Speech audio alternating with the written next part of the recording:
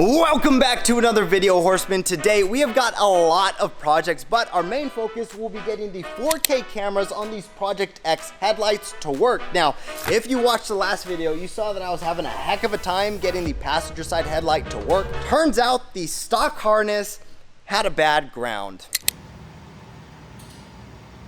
God, freaking heck, man. 3 hours I spent goofing off on this thing, and it was a bad ground. You're an idiot! The really dumb part is I'm not even lying about the 3 hour thing. I wish I was exaggerating, but I'm telling you guys, I spent time replacing the headlight switch, the high beam, low beam switch. I was messing with that night lighter harness, trying to get that all to work, and it ended up being that stupid ground. So what I ended up doing is, rather than chasing the ground through the cab into the abyss, I have no idea where that ends up. I didn't want to pull up a bunch of wiring schematics. I ended up just cutting the ground on the stock harness and grounding it closer to the light, and voila, now we have power. So at this point, my headlights are working flawlessly. Now, before we wire those 4K cameras and get into all of that mess, I am going to finish installing the night lighter harness. This harness was designed to take the load off your stock headlight switch. That switch barely handles the current necessary to run your stock lights. Once you upgrade to an H4 light or a light requiring more power, it becomes even more of a necessity. Now, because my Project X lights are powering 4K cameras and Bluetooth and all kinds of other fun technology, my best bet is to give it all the juice it'll take. So with that said, let's get the night lighter harness installed.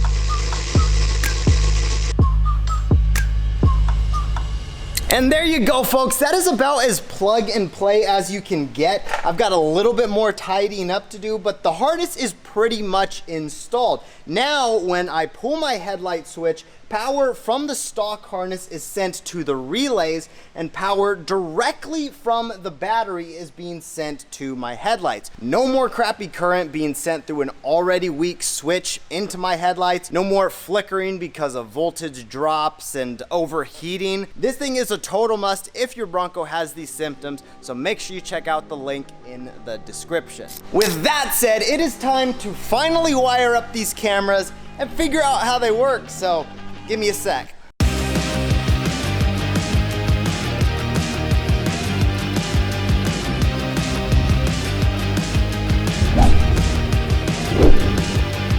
And after a few more hours of fiddling around, here's where we're at. We have got the daytime running lights installed, which look sick. We've got the camera wired up, which is, I can't wait to test it out. And these headlights are completely functional again while sitting in this 110-degree shop, sweating my butt off.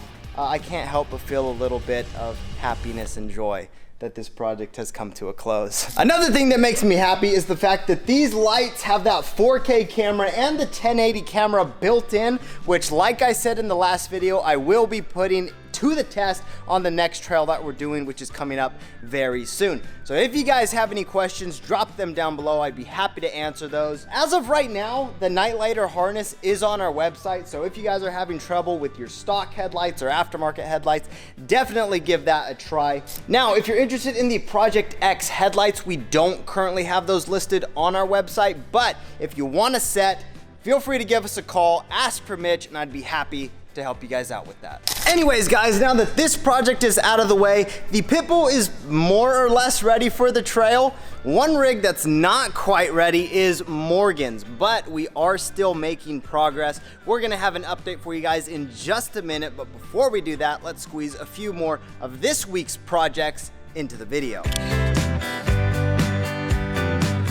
In the beef factory today, we have got this beautiful race red Badlands Bronco. It's getting a rear bumper swap and a few lighting options on that. Nothing insanely exciting, but one of this week's projects, so let's knock it out.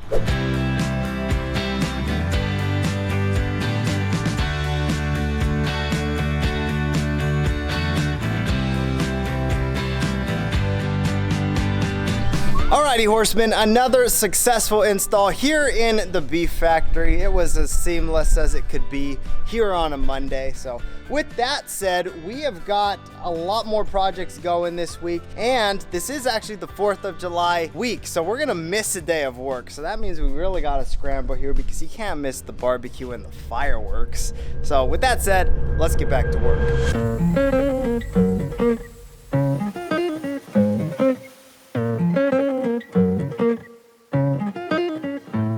Morgan, what is happening, dude? What are we doing? We are cutting some frame plates. They look pretty ugly right now, but they'll get cleaned up and welded onto the frame here. Not a ton of people do this on early Broncos because the frame is boxed. I'm just doing a little bit extra. A lot of my experience at King of Hammers has been repairing rigs with torn frames and, you know, the weirdest breaks you can have happen. So I'm just adding a little overkill to prevent future failures. Let's see what you got there, dude. Show us how it fits and functions. And it's not bad.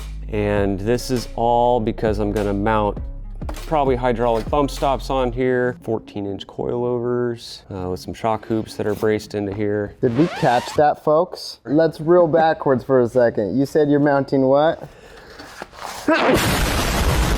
Nice. We're gonna go with a set of 14-inch King 2.5-inch coilovers. I've got to give my boy Sonny a call at Down South Motorsports, and he's gonna set me up with some coilovers like he's done for some of my other rigs. A lot of you guys in a couple videos ago, you dropped it in the comments that Morgan absolutely needed to run some coilovers. So he has heard you guys. He's putting his lunch money aside as we speak. Oh yeah. Saving up for those suckers. And we're gonna, well, I haven't done much of this aside from help you measure some stuff, but you are gonna get the frame plated, you're cutting out the other side. We're gonna start beefing everything up for those coilovers. With that said, I'm sure a lot of you guys that are watching have noticed our handy dandy little nifty plumbing.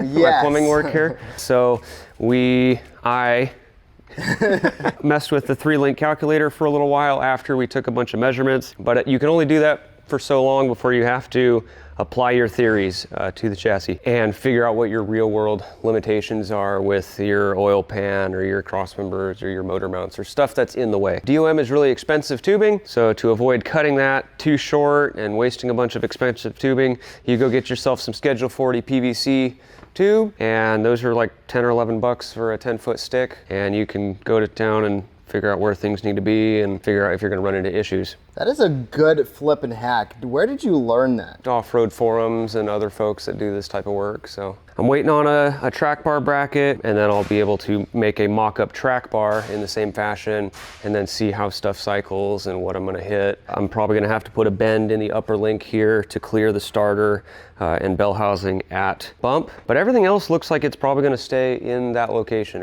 You know, the brackets and everything, it looks good.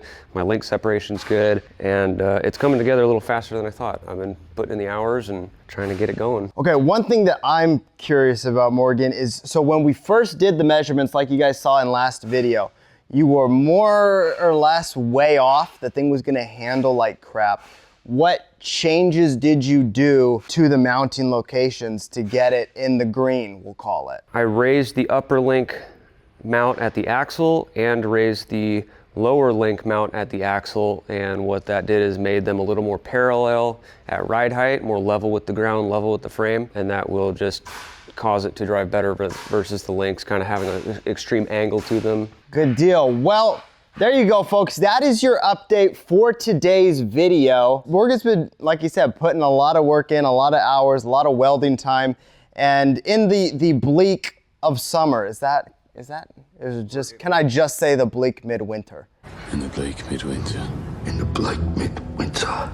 Bleak summer, is that a thing? What does bleak even mean? I don't know what you're saying, man. I don't know if he knows what he said either. In the peak of summertime, when this shop is basically like working in an oven, Morgan's out here putting in work, breaking beads of sweat and putting down beads of weld. So I have been working myself on getting a video out a week for you guys. So I hope you guys have been enjoying. If you're not subscribed already, make sure you do. Become one of the horsemen. We would love to have you. And with all of that being said, we will see you guys out there on the trail.